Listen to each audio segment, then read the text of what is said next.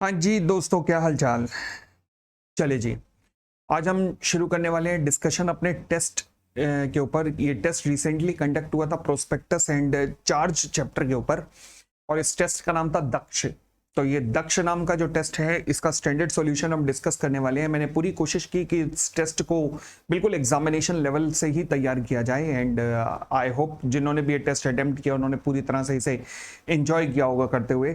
तो चलिए जी, देखना शुरू करते हैं। सबसे पहले क्वेश्चंस हैंडल करना शुरू करते हैं। हमारे पास जो पहला क्वेश्चन था, देखिए 40 मिनट के अंदर इसे सॉल्व करना था। मैंने आप सबको कहा हुआ है कि जो भी मैं मेरे टाइम लिमिट दूंगा, उस टाइम लिमिट के खत्म होते ही एकदम बस छोड़ दिया करना टेस्ट। बस जितना हुआ है काफी है, क्योंकि हमें स्पीड पे भी ध्यान देना है। कई बच्चे कह रहे हैं सर टाइम लिमिट बढ़ाओ। बेटा मैंने तुमसे 100 नंबर का पेपर सॉल्व करवाना है आईसीआई का, तो इसलिए जो टाइम लिमिट दे रहा हूं ना, उसका सम्मान करो। और मुझे मतलब कि हर टाइम लिमिट के पीछे मेरी कैलकुलेशन होती है, जो कैलकुलेशन करके मैं देता हूं कि ये पेपर इतनी देर में सॉल्व होना चाहिए, तभी जाके आईसीआई का 100 नंबर का पेपर सॉल्व कर पाओगे। चलिए जी, अब आपके सॉल्यूशन इसके जो हैं वो स्टैंडर्ड सॉल्यूशन हम डिस्कस कर रहे हैं, मगर आपके टेस्ट चेक होके आना शुरू हो जाएंगे। अगेन मैं आज आपको बताना चाहता हूं कि आपके जो भी हमारी टेस्ट चेकर की टीम है, जो भी हमारे टेस्ट चेक कर रहे हैं, वो सारे बिग फोर से हैं, वो सारे चार्टर्ड अकाउंटेंट्स हैं, और वो सभी के सभी आईसीआई के एक्स पैनलिस्ट रह चुके हैं, या फिर उसी लेवल के लोग हैं। यानी कि ऐसी बेहतरीन टीम आपके चेक करने वाली शायद पूरे भारतवर्ष में आज की डेट में नहीं होगी। इस चीज की मैं गारंटी लेता हूं। जो टीम मेरे पास इस टाइम बिल्डअप हुई है आपके टेस्ट चेक करने के लिए लॉ एंड ऑडिट के। तो चलिए, आपके टेस्ट में मैंने उन्हें स्पेसिफिकली कहा है कि कमेंट्स जरूर लिख के भेजने हैं। और आपका इससे अगला जो टेस्ट होगा, जिसका नाम होगा पर्वत, वो पर्वत नाम का टेस्ट जो है मैं ही चेक करूंगा, मैं भी चेक करूंगा वो टेस्ट। ठीक है जी, चलिए अब हम शुरू करते हैं कक्ष टेस्ट की चेकिंग, स्टैंडर्ड सॉल्यूशन डिस्कस करना। सबसे पहले केस स्टडी नंबर 1 थी। कहता है जी, Manoj Sanwal is retired chief librarian from the Central University of the Technical Education. After retirement, he joined his family business as a whole-time director of the Samwal Paper Mills Limited. Mr. Manoj also incorporated another company, Dune Printer and Publishers Limited, which is engaged in the printing and publishing of the books of the academic and professional importance. Asset of the SPML were charged. हाँ जी, assets of the SPML were charged in favor of the financial institution as collateral for a loan. ये इसकी assets पे charge created था. Okay.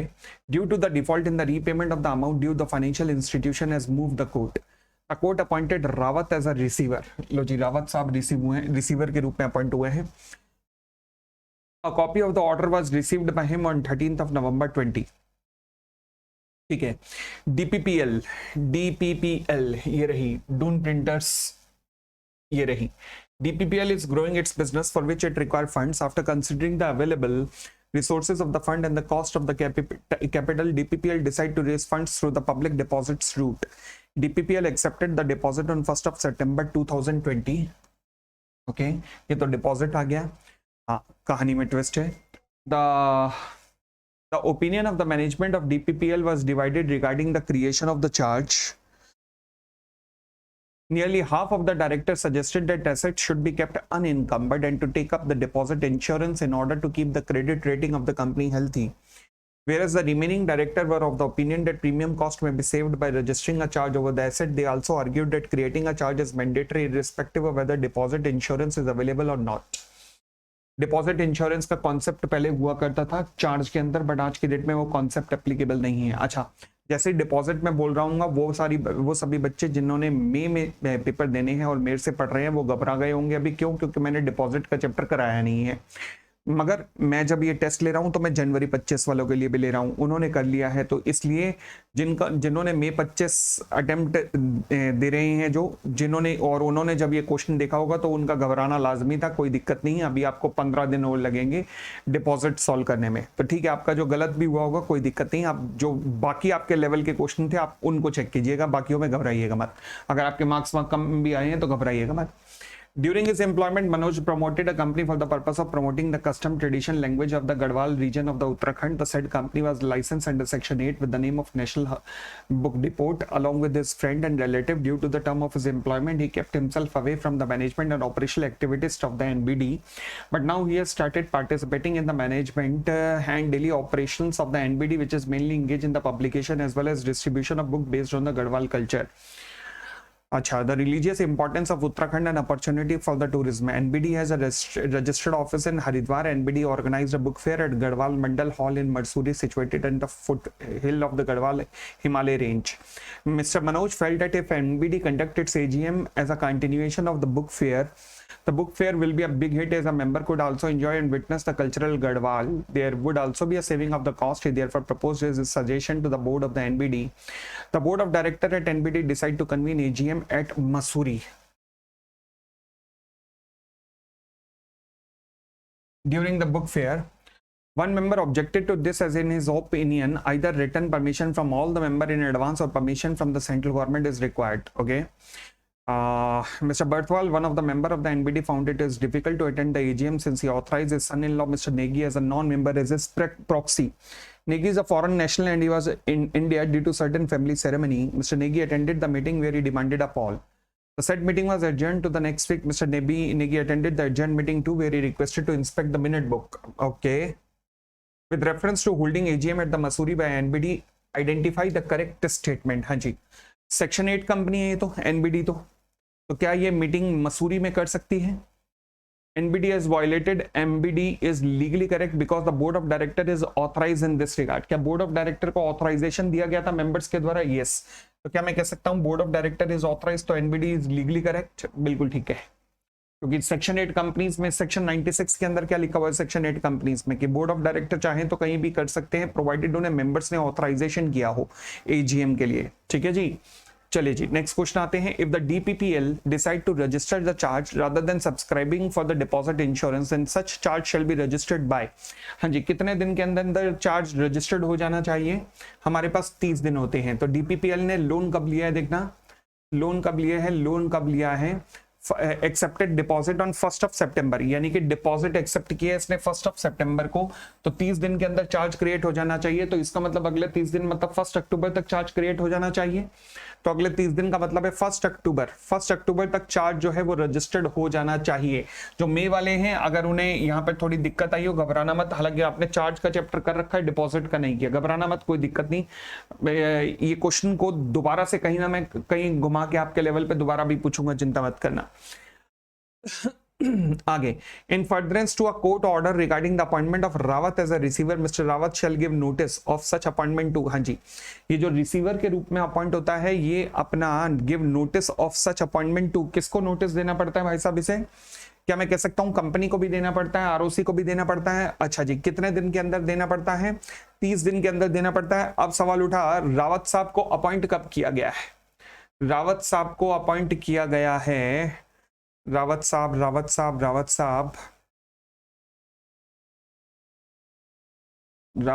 का appointment हुआ है. वैसे ना हमें डेट मार्क कर लेनी चाहिए. देखो हम यहाँ पर फंस गए, नहीं तो अब दोबारा देखना पड़ रहा है हमें. हो सके तो डेट मार्क कर लिया करो. रावत साहब ये रहा. The court appointed Rawat as a receiver in its order dated 10th November. हाँ जी, the order was received by him on 13th November. Court ने ऑर्डर कब दिया? 10 नवंबर, और ऑर्डर उसे रिसीव कब हुआ है? 13 नवंबर. 13 नवंबर को ऑर्डर रिसीव हुआ है.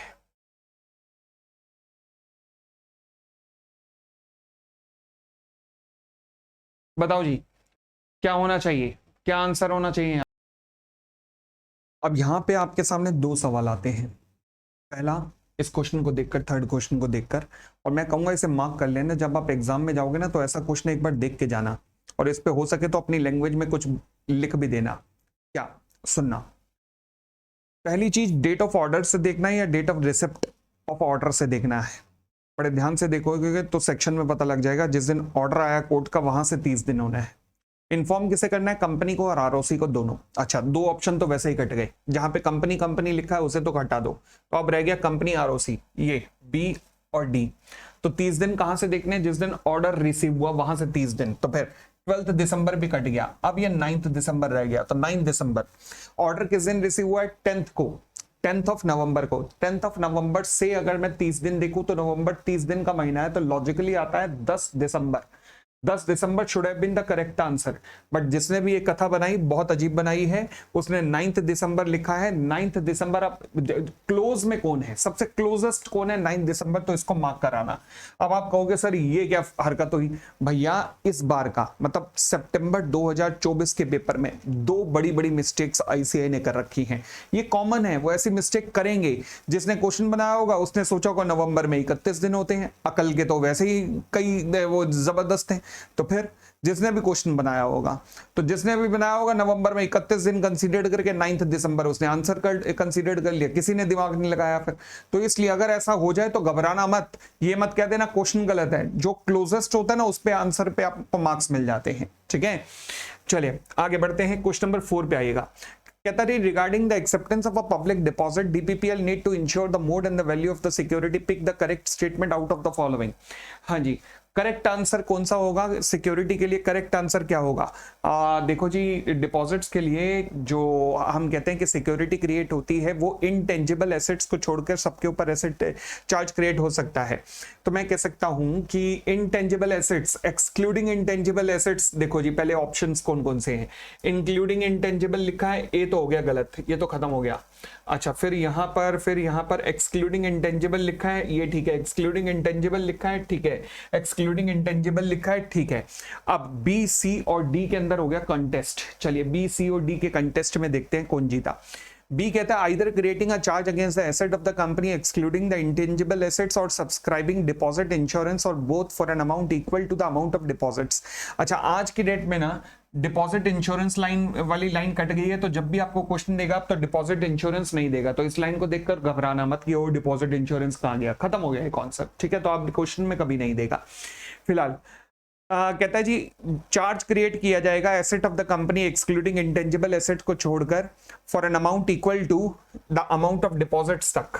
अच्छा, सी कहता है creating a charge against all the assets at the market value of the company excluding the intangible assets, और ये लाइन फिर काट देते हैं। हाँ जी, for an amount equal to amount of deposit and interest thereon. बहुत बढ़िया, ये बिल्कुल ठीक है, बिल्कुल परफेक्ट है। फिर either creating a charge against an asset at the book value. Oh my God, नहीं, सी इज द करेक्ट आंसर, क्योंकि एसेट की मार्केट वैल्यू को देखकर चार्ज क्रिएट किया जाता है, बुक वैल्यू को देखकर नहीं, ठीक है। तो बहुत अच्छा क्वेश्चन है, ये मार्क कर लेना, सी पॉइंट, बहुत अच्छा क्वेश्चन है आप लोगों के लिए।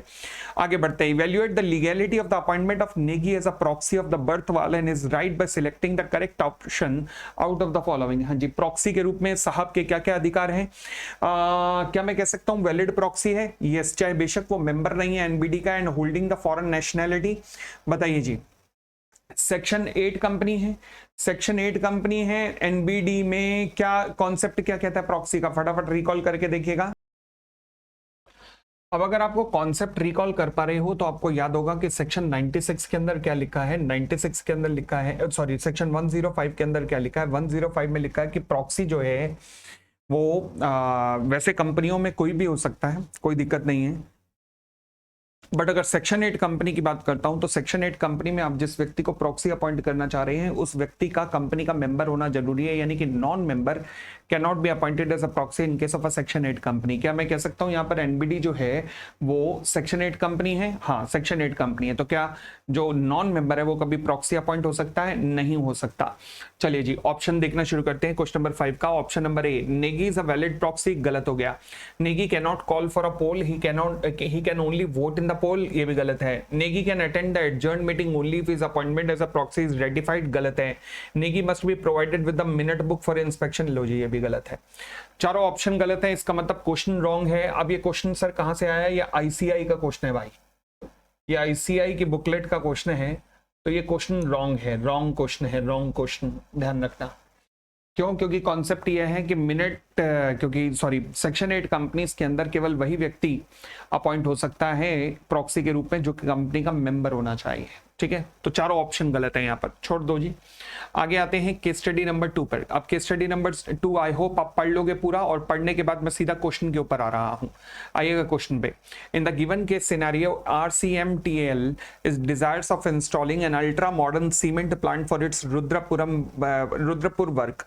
It can finance 50% of the cost of plant from its own source, but the remaining 50% of the cost can be financed only by availing loan from a National Commercial Bank Limited, with whom it is banking since its incorporation. Which kind of loan its banker shall grant for part financing the cost of ultra modern cement plant against the security of the land and building situated at Rudrapur as well as the proposed ultra modern cement plant? Oh, अच्छा, कौन सी facility आनी चाहिए यहाँ पर? देखो जी, मैं कह सकता हूं ओवरड्राफ्ट या कैश क्रेडिट तो होना नहीं चाहिए। क्यों? क्योंकि वो होते हैं वर्किंग कैपिटल के लिए, ये वर्किंग कैपिटल फाइनेंस करने के लिए दिए जाते हैं, ओवरड्राफ्ट और कैश क्रेडिट। अच्छा, तो फिर कौन सा लोन रहा? क्योंकि आपने एक प्लांट लगाना है, प्लांट वगैरह के लिए आपको लोन चाहिए, तो परफेक्ट लोन कौन सा बनता है ऐसे केस में? The answer is term loan, term loan, long term loan जिसे कहते हैं। ठीक है जी। Come to the question number 2, कहता है जी loan proposal prepared by RCMTL for the part financing the cost of the ultra modern cement plant against the security of the factory land and building situated at Rudrapur as well as yet to be purchased ultra modern plant with a view to avail the loan from the National Commercial Bank Limited stands sanctioned by the head office at the NCBL, and the sanction has been conveyed by the Connaught Place branch of NCBL to RCMTL. Which kind of a charge shall be created by NCBL on the factory land and building situated at Rudrapur as well as on the proposed ultra modern facility plant? Which kind of a facility? हाँ जी, अगर आप दे रहे हो, क्या create कर रहे हो, land and building के ऊपर चार्ज क्रिएट कर रहे हो, तो फिर कौन सा तरीके का चार्ज क्रिएट कर रहे हो? क्या मैं कह सकता हूँ फिक्स चार्ज क्रिएट कर रहे हो? क्योंकि स्पेसिफाइड एसेट है, एकदम स्पेसिफाइड एसेट है जिसके ऊपर चार्ज क्रिएट हो रहा है, तो फिक्स चार्ज क्रिएट हो गया। बिल्कुल सामने जो एसेट मेरे को नजर आ रही है जिसमें कोई ट्रांजैक्शन नहीं होगी, वो नॉर्मली लैंड एंड बिल्डिंग पे क्रिएट किया जाता है। चलिए, for the registration of charge credit in favour of the NCBL concerning security offered by the RCMTL, that is factory land and building situated at Rudrapur as well as the ultra modern cement plant yet to be finalized, which registrar of the company need to be approached? हाँ जी, अच्छा question है ये, again अच्छा question है। कौन से ROC के पास जाना चाहिए? भाई साहब, उस ROC के पास जाना चाहिए जहां पर कंपनी रजिस्टर्ड हुई है। कंपनी रजिस्टर्ड कहां पे हुई है? बहुत अच्छा क्वेश्चन है ये भी। कंपनी रजिस्टर्ड हुई है दिल्ली एंड हरियाणा में, नई दिल्ली में, तो ROC दिल्ली एंड हरियाणा के पास जाएगा। दोनों स्टेट का एक ROC है, ध्यान रखना। Question number 4, installed charge has been created by the RCTML in favor of the NCBL on its factory land and building situated at Rudrapur as well as the ultra modern cement plant yet to be installed. What is the time limit for within which the charge must be registered with the respective ROC? ROC के पास कितने दिन के अंदर charge registered हो जाना चाहिए भैया? Within 30 days। कहां से देखे जाते हैं? From the creation of charge। Within 30 days from the creation of charge के अंदर चार्ज रजिस्टर्ड हो जाना चाहिए, तो C is the correct answer. Now come to the next question. Due to some unintended mistake, RCMTL could not register the charge created on its fixed asset in favor of NCBL within the first statutory period as allowed. Advise the company in the next how many days the charge can be permitted to the registered, assuming the charge was created after 2/11/2018, तो यानी कि 30 दिन, अगले 30 दिन, अगले 60 दिन, तो वो हमारे पास टाइम पीरियड हो गया। चलिए जी, अब इस केस में क्या आना चाहिए?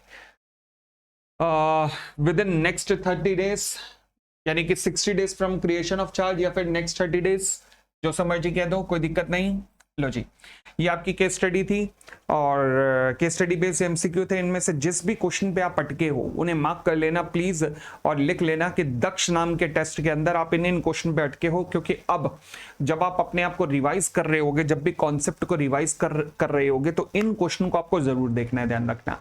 जहां पर भी अटके हो सके, और मैं आपकी जगह होता तो मैं जहां अटका हूं वहां पर एक नोट बना लेता अपनी कॉपी में, टेस्ट कॉपी जो मैंने बनाई है वहां नोट बना लेता कि हाँ जी ये कॉन्सेप्ट में मैं अटका, क्योंकि अब मुझे ये आज नई चीज पता लगी, तो मैं उस पर एक नोट बना लेता। तो जो ऐसा सॉल्यूशन कर सकते हैं, जो इतनी मेहनत ये वाली कर सकते हैं एक दो लाइन की लिखने की, ध्यान रखना वही अपने आप को निखार रहे हैं बाकियों की तुलना में। चलिए आगे बढ़ते हैं, अब डिस्क्रिप्टिव क्वेश्चन पे आते हैं। क्वेश्चन नंबर 1 कहता है a limited company raised the secure deposit of 80 crore on 30 June 2023 from the public on interest at the rate of 12% per annum repayable after 3 years. The charge has been created within the prescribed time in favor of the trustee of the depositor against the deposit, taking the following assets of the company as security. अब मेरे पास गलती से केवल question paper आया है, solution मेरे पास आया नहीं है। यहाँ पर सॉल्यूशन मैंने आपको दे दिया, मैंने अपने आप को भी भेजा था, बट गलती से क्वेश्चन पेपर आया। और इस टाइम रात के, जब मैं ये टेस्ट डिस्कस कर रहा हूँ, इस टाइम रात का वक्त है 1:36, मतलब सुबह के हो चुके हैं 1:36 AM इन द मॉर्निंग, जिस टाइम ये टेस्ट मैं बोल रहा हूँ इसमें, क्योंकि मुझे नींद नहीं आ रही थी। मैंने कहा यार ये रह गया टेस्ट डिस्कस करना, लेट अस गो। चलो जी, अब मेरे पास हिम्मत नहीं है मैं घर जाके दोबारा अपने ऑफिस में आऊँ। मेरा ऑफिस और घर दोनों एडजॉइनिंग है, हालांकि फ्लैट्स, तो इसलिए अब सॉल्यूशन मैंने आपको दे दिया है, मैं सॉल्यूशन सारा डिस्कस कर देता हूँ, समझ लेना सब। The charge have been created within the prescribed time in favor of the trustees of the depositor against the deposit, taking the following assets of the company as security. Land and building 55 crore, plant and machinery 15 crore, factory shed 10 crore, trademark 10 crore, goodwill 15 crore। ये तो considered नहीं होगी, ये भी considered नहीं होगी, तो ये कितना हो गया 55 10 हो गया 70 और 10 80, यानी कि 80 करोड़ का आपको सिक्योरिटी चाहिए। अच्छा, raise the security deposit of 80 crore, security deposits of secure deposit of 80 crore, ठीक है। 80 करोड़ रुपए की एसेट है आपके पास, और डिपॉजिट रेट की आपने 80 करोड़ का, मगर इंटरेस्ट भी तो सिक्योर्ड होना चाहिए, वो आपके ने बात नहीं की अभी।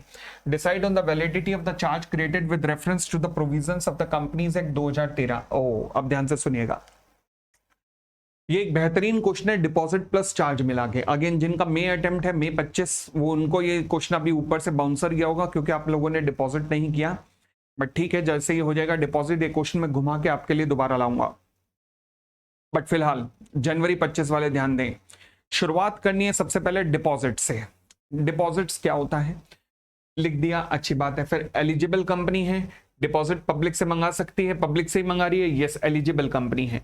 लिमिटेड कंपनी है और डिपॉजिट्स पब्लिक से मंगा रही है। अब उसके बाद जो भी डिपॉजिट आप मंगाते हो पब्लिक से, तो उसे सिक्योरिटी अगर दे रहे हो तो सिक्योरिटी होनी चाहिए against the deposit amount of deposits. Security किसके अगेंस्ट होनी चाहिए? Against the amount of deposit as well as interest. अब अगर मैं कहूं कि डिपॉजिट का अमाउंट कितना है 80 करोड़ का, अगर डिपॉजिट है तो 12% का इंटरेस्ट भी लगेगा, और 12% का इंटरेस्ट लगेगा पेबल आफ्टर 3 ईयर, तो 3 साल का इंटरेस्ट 12% के हिसाब से ऐड कर दो जरा, तो कितना हो गया? ये हमारी फिगर आ रही थी शायद 108 crore along with interest. 108 crore की सिक्योरिटी चाहिए थी। जब आपने 80 करोड़ की सिक्योरिटी दी है तो इसका मतलब जो चार्ज आपने क्रिएट किया है वो वैलिड नहीं है। तो सबसे पहले डिपॉजिट की डेफिनेशन लिखनी थी, फिर एलिजिबल कंपनी भी डिफाइन कर सकते थे, फिर चार्ज का मतलब लिखना था, फिर ये लिखना था डिपॉजिट पर जब भी चार्ज क्रिएट होगा तो वो सिक्योर्ड किसके अगेंस्ट होगा? डिपॉजिट और इंटरेस्ट, तो पूरा अमाउंट जो है वो सिक्योर्ड किया जाएगा। फिर उसके बाद देखो जी, गिवन केस लिखना था। गिवन केस लिखने के बाद जो सबसे रेलेवेंट चीज है वो ये है कि यहां पर कैलकुलेशन दिखानी थी। अब यहां पर कैलकुलेशन ऐसा ना हो, देखो क्वेश्चन कभी कभार ऐसा होगा कि कैलकुलेशन तुमसे लॉ में मांगेगा। जब भी कैलकुलेशन मांगे क्वेश्चन तो कैलकुलेशन को छुपाना नहीं है। इन द गिवन केस और कंक्लूजन, इन दोनों के बीच में स्टेप नंबर 1 आपने लॉ के प्रोविजंस लिखे, स्टेप नंबर 2 आपने इन द गिवन केस लिखा। गिवन केस के नीचे अगर कोई कैलकुलेशन आपको लग रहा है कि आंसर में आ रही है तो गिवन केस के नीचे एक हेडिंग बनाना एनालिसिस, और उस एनालिसिस के नीचे कैलकुलेशन शो करना, प्रॉपर कैलकुलेशन शो करना। देखिएगा स्टैंडर्ड सॉल्यूशन में आपको दिख जाएगी। भाई जो बच्चे स्टैंडर्ड सॉल्यूशन ढूंढ रहे होंगे घबराइए मत, इस वीडियो के लिंक में, डिस्क्रिप्शन लिंक में इसका स्टैंडर्ड सॉल्यूशन जो मैं बोल रहा हूं वहां लिखा होगा। तो आपको प्रॉपर कैलकुलेशन शो करनी है और फिर लास्ट में आना है कंक्लूजन। कंक्लूजन के अंदर आपने कहना है कि चार्ज वैलिड नहीं है। क्यों? क्योंकि यहां पर 108 करोड़ का चार्ज से एसेट होनी चाहिए थी, जबकि आपने 80 करोड़ की एसेट पे चार्ज क्रिएट किया है। ठीक है, come to question number 2। Naveen tools limited mortgage its factory land and building on 1 March 23 to the goodwill bank and availed a cash credit of 200 lakh although the credit limit. अच्छा, ये question सितंबर 24 का question है, ध्यान रखिएगा। And the credit limit was sanctioned bye the bank but the NTL actually availed cash credit only in the month of August 23। Okay, यानी कि sanction कब हुआ है, मॉर्गेज कब हुआ है, 1 मार्च को to the goodwill bank. Okay, मगर पहली बार आपने पैसा यूज किया अगस्त 23 में, मुझे क्या मतलब है, तुम यूज करो जब मर्जी करो, मुझे मतलब है कि आपने सैंक्शन कब हो गया, चार्ज क्रिएट कब हुआ है, 1 मार्च को, वहां से मतलब है। When it issued a cheque in favour of the creditor, ठीक है, during the course of the statutory auditor the auditor pointed out before the management about the non compliance of registration of charge with the registrar within the stipulated time. The company official informed that although the mortgage back credit limit was sanction in March, but हमने facility को पहली बार enjoy किया है अगस्त में, तो अगस्त से 30 दिन देखे जाएंगे। पगले हो गया तुम, अगर 1 साल तक यूज नहीं करोगे तो चार्ज ऐसे ही अनसिक्योर्ड रखोगे, ऐसे थोड़ा ना होता है। चलिए फिर, so the liability of the registration of charge arise from the date of availment only when the company issued a cheque from the mortgage bank credit limit and not when the loan was sanction and the credit limit was assigned. गलत कह रहा है वो company का management. Further the company management pleaded that it is the responsibility of financial debtor goodwill bank to get the charge registered with the registrar. एक और गलत बात कह रहा है, क्यों? क्योंकि charge creation is the responsibility of the borrower, section 77, and since the registration of charge is to be effected in favor of the bank and for the bank's own benefit, so that NTL is in no way responsible for getting the registration. In the light of the above fact, referring to the provision of the Company Act, discuss when the trigger point for the registration of charge shall affect। हाँ जी, कब arise होगा? मैं कह सकता हूं जिस दिन loan limit sanction की जाएगी। ठीक है, मुझे अवेल से कोई मतलब नहीं है। दूसरी बात, What are the consequences for the non-registration of charge? देखो जी, अच्छा क्वेश्चन है। नॉन रजिस्ट्रेशन ऑफ चार्ज की consequences, अगर आपने चार्ज रजिस्टर्ड नहीं करवाया तो क्या मैं कह सकता हूं कि आपका चार्ज अनसिक्योर्ड हो जाएगा? दूसरी बात, अगर चार्ज अनसिक्योर्ड है तो फिर उसके बाद अगर किसी और ने चार्ज क्रिएट करवाया है और अगर सिक्योर्ड करवा लिया, अगर उसने चार्ज क्रिएट किया और रजिस्टर करवा दिया तो उसके चार्ज को, यानी कि सब्सिक्वेंट चार्ज को प्रायोरिटी मिल जाएगी। तो पहली बात, आपका चार्ज अगर आपने रजिस्टर्ड नहीं कराया तो चार्ज वॉइड हो जाएगा, आप एक अनसिक्योर्ड क्रेडिटर के रूप में खड़े हो जाओगे। दूसरी बात, अगर चार्ज रजिस्टर्ड नहीं हुआ तो उसके बाद अगर कोई फर्दर चार्ज क्रिएट होता है, सब्सिक्वेंट चार्ज, तो वो प्रायोरिटी ले लेगा इसके ऊपर। तो ये क्या है? Consequences of non registration. Standard solution में डिस्क्रिप्शन लिंक में आप देख सकते हो, तो मार्क कर लेना इस क्वेश्चन को भी। अच्छा क्वेश्चन है, अच्छा क्वेश्चन है। Question number next, CDS limited is planning to make a private placement of the security. अच्छा, इस क्वेश्चन का आंसर कैसे करना था समझिएगा। क्वेश्चन चार्ज के ऊपर पूछा गया है। सेक्शन 77 पहले एक्सप्लेन करना था। सेक्शन 77 के प्रोविजन क्या कहते हैं कि जब भी कोई कंपनी अपनी एसेट के ऊपर चार्ज क्रिएट करती है, लोन लेती है, तो अपनी एसेट के ऊपर चार्ज क्रिएट करती है, तो उसी कंपनी की रिस्पॉन्सिबिलिटी बनती है कि वो चार्ज जाके आरओसी के पास विद इन 30 डेज रजिस्टर्ड कराए इन द प्रेस्क्राइब फॉर्म, मतलब CHG1। ये चार्ज रजिस्ट्रेशन करवाना जरूरी है ताकि चाहे आपकी एसेट्स इन इंडिया हो या फिर आउटसाइड इंडिया हो, दोनों में रजिस्ट्रेशन करवाना जरूरी है। ये तो कंपलसरी लिखना ही लिखना था। उसके बाद आपके पास लेंथ मैनेज करने के लिए आप लिख सकते थे, वो क्या कि रजिस्ट्रार चाहे तो 30 दिन बाद भी अलाउ कर सकता है और फर्दर 60 डेज में कर सकता है, लेंथ मैनेज करने के लिए, क्योंकि 5 नंबर का क्वेश्चन था, बट ये ऑप्शनल था, लिखो या ना लिखो कोई फर्क नहीं पड़ेगा। उसके बाद लेंथ मैनेज हो जाएगी, बस ये है एक फायदा इसका। फिर इन द गिवन केस में 2 हमारे पास पॉइंट पूछे गए हैं। पहले पॉइंट का तो खैर एक्सप्लेनेशन कोई देने की जरूरत नहीं थी, सीधा ए पॉइंट लिख देना था कि हाँ जी, trigger point of the registration of charge shall be the time of credit limit sanction by the bank, बस इसमें और दिमाग नहीं लगाना था। सेकंड के अंदर, क्योंकि सेकंड के अंदर ना आपसे पूछा है consequences of non registration of charge, तो एक पॉइंट तो ये है कि इसे क्वेश्चन का आंसर लिखते हुए ऊपर ही एक्सप्लेन कर दो, और दूसरा ये है कि इसे कंक्लूजन में लिखो, non consequences of non registration. तो बेहतरीन सॉल्यूशन वही लगेगा जब आप सेकंड पॉइंट का आंसर लिखते हुए सारे कंसीक्वेंसेस ऑफ नॉन रजिस्ट्रेशन वहीं पे एक्सप्लेन कर दो, वो ज्यादा अच्छा रहेगा। ठीक है, तो स्टैंडर्ड सॉल्यूशन में मैंने ऐसे ही करके दिखाया हुआ है, ध्यान से देखना। अब आते हैं नेक्स्ट क्वेश्चन पे। CDS limited is planning to make a private placement of the securities. The managing director arrange to obtain a brief note from some source explaining the salient feature of the issue of the private placement that the board of directors shall keep in mind while approving the proposal on this subject. The brief note include inter alia the information और suggested on the following point. Inter Elia का मतलब होता है, वैसे तो बहुत सारी बातें बताने लायक है, मगर हम आपके लिए सबसे इंपॉर्टेंट बात बता रहे हैं, वो ये है। ठीक है, आगे, a private placement shall be made only to a selected group of identified person not exceeding 200 in a financial year। बिल्कुल ठीक कह रहा है। Therefore said limit of identified person shall not apply to the offer made to the qualified institutional buyer। 200 की counting में QIB को consider नहीं किया जाता, बिल्कुल ठीक कह रहा है, बट एम्प्लॉइज को काउंट किया जाता है, बिल्कुल गलत कह रहा है। तो यानी कि आपको क्या करना है, ब्रीफ नोट देना है including suggestion on the following point. तो पहले पॉइंट पे मैं कह सकता हूं पार्टली ठीक है, पार्टली गलत है। शुरुआत कैसे करेंगे? प्राइवेट प्लेसमेंट से। Section 42 along with the rules companies prospectus and allotment of securities rules का रेफरेंस देंगे।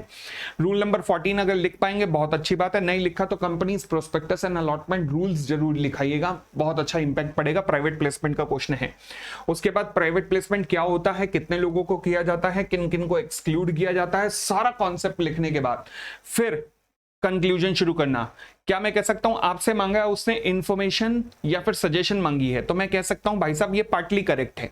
200 लोगों तक ठीक लिखा है, क्यूआई भी एक्सक्लूड होता है ठीक लिखा है, but employee stock option include होता है ये गलत लिखा है। ठीक है, अब आइएगा सेकंड पॉइंट पर। सेकंड पॉइंट कहता है the offer on the private placement basis shall only be made once in a financial year for any number of identified person not exceeding 200। बिल्कुल गलत है, बिल्कुल गलत है। क्यों? क्योंकि नंबर ऑफ टाइम ऑफर दिया जा सकता है भाई, 200 लोग मैक्सिमम है ना जिनको मैं दे सकता हूं, मगर ऐसा हो सकता है कि पहली बार में मैं 40 लोगों को दे रहा हूं, दूसरी बार में 30 लोगों को, तीसरी बार में 50 लोगों को, चौथी बार में 40 लोगों को दे सकता हूं ना, तो नंबर ऑफ टाइम ऑफर्स आ सकते हैं ना। यस, ऐसा थोड़े ना कि एक ही बार ऑफर आएगा और वो मैक्सिमम 200 को आएगा, तो ये गलत है।